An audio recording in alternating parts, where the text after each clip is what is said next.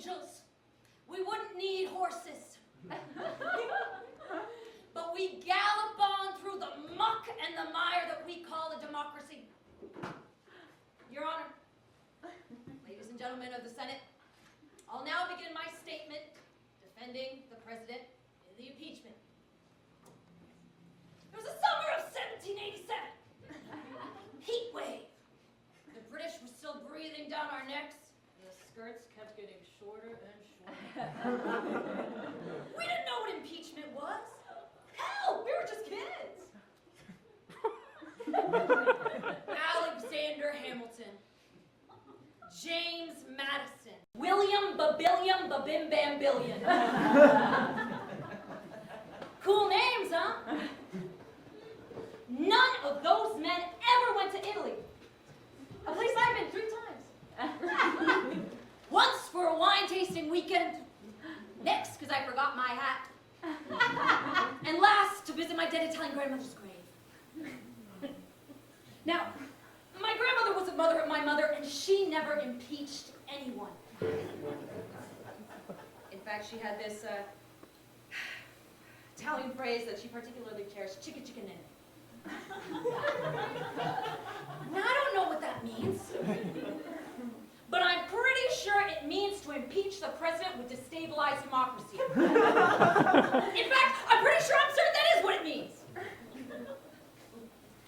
Ladies and gentlemen of the Senate, we don't know what happened on that phone call, because we might be living in a dream or a simulation or the Matrix or something like that. And I also want to establish a difference between a crime and a high crime. A high crime is when you're speaking with your friends down the highway on the way to Taco Bell because you're high and there's stone on you.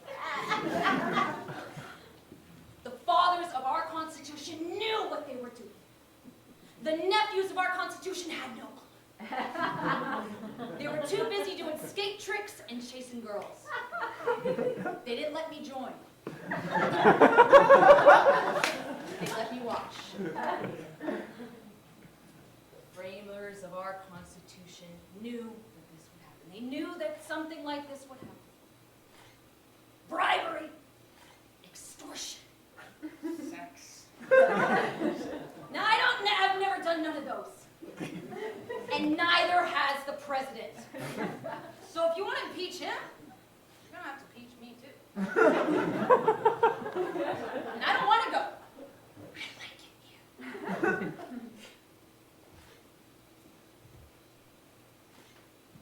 The framers knew that we would be here today. And I'm starting to think that's why they gave me this half of a golden locket. Can everyone check under your seats? Maybe they left it here in 1787? Or the pens! The pens they gave us, if maybe they all twist open in some weird way?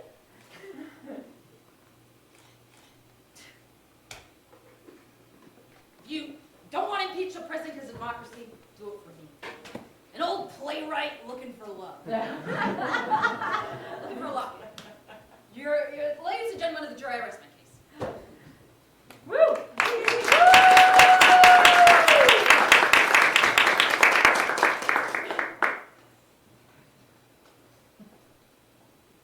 Hi. Welcome to Michelson Flats and Valleys National Parks and Area Monument National Park. A lot of people ask me, what makes this place so special? Well, a lot of people really like it here. People ask me, how did this place get made? And any good question must be answered with a good story. But the greatest stories aren't written in books. They're written in stone. And they don't begin with once upon a time, but with fire and ice. 200 million years ago, which is about the last time I went to the gym.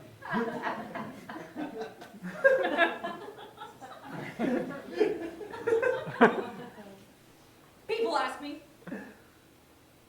can you give me a good example for how Michelson Flats and Valleys National Parks and Boundaries Monument was made? And I would say, take a look at this water bottle that I filled with Tang. Now, if you take a look at this water bottle filled with Tang, you'll notice the sediment and the water and and the tang sort of undergo an erosional delusion. Now you see, right? Science made simple. It's hard to picture the rate at which the water came down in order to form these valleys. So let me explain. Let's say the amount of water that came through these flats to make these valleys is about as much as, let's say, 3,000 bags of black beans in Ziploc bags with about one little wiffle ball and 2 watercolors within them, and times amount of tennis courts, and then in like an Olympic-sized pool, but then make it high school-size regulation, and then like 30,000 of that. Wow is right. Now, before you all get out to your hikes, which I know you want to go, I just want to say a really quick, easy rhyme so you know the difference between the false spoonbill blossom and the spoonbill blossom, okay? It goes like this. Bumblebee on the piddled eye, refers in a frisky eye. That I came down to see, was it me? So that'll help you.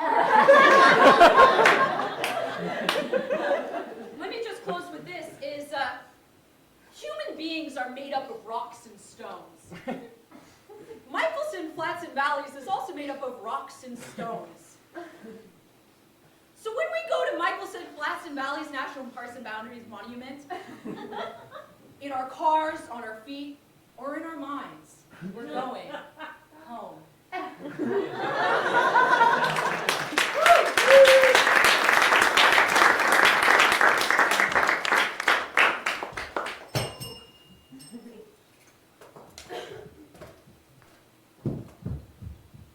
Oh, bother, 10:02 and I'm not at the desk. Who knows who's been rushing by asking for a room and I'm not here to serve them.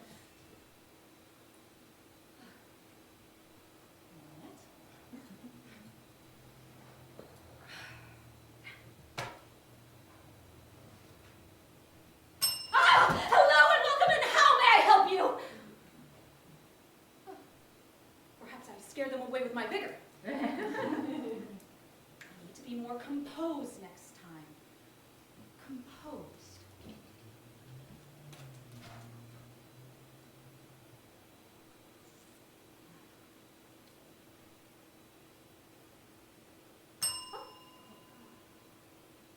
How may I help you?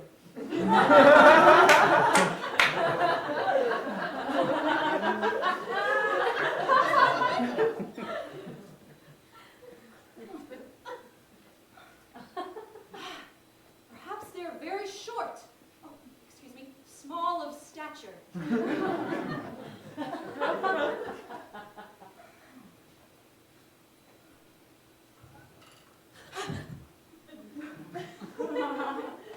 Oh! Hello, what a beautiful height you have!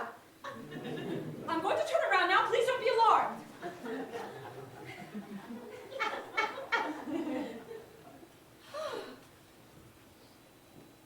Ah! The cookies! My cookies are missing! Someone has been walking by and stealing my cookies! Ah! A theft was here! No. It was I who ate the cookies last night. God damn it! Ah! Who's there? I've called the police! They're on their way! I am very well connected! You can't give up now. Not with the concierge's ball coming up. Next year, I wanted to go to the Weeden Islands like I always wanted.